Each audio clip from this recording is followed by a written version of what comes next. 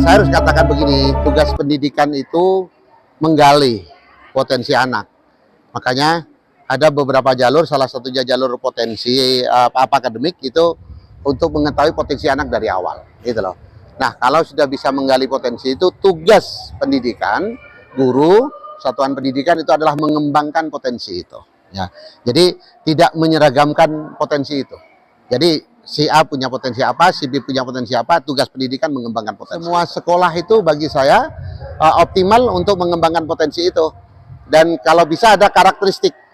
Jadi setiap sekolah punya karakteristik di bidang-bidang tertentu sehingga apapun potensi anak di Banyuwangi itu bisa dikembangkan. Kita sudah komitmen terhadap 3 dosa besar pendidikan, perundungan, kekerasan seksual, dan intoleransi, itu betul-betul kita zerokan. Nah, kita di tim kabupaten sudah ada satgas untuk pencegahan dan penanganan kekerasan.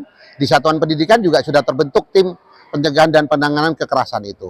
Nah, kita ingin semuanya bekerja efektif sehingga sosialisasinya sampai pada proses pencegahan itu benar-benar secara optimal bisa dilakukan di satuan pendidikan. Untuk bahaya narkoba masuk ke sekolah? Narkoba itu sebagian besar untuk di kita masih ada di SMP. Nah, itu sudah ada di materi, salah satu materi sobat Untuk orang tua jenjang SMP itu 1 modul tatap muka bagaimana proses menjaga anak dari bahaya narkoba. Itu. Ya. Terima kasih. Oke, matur nuwun.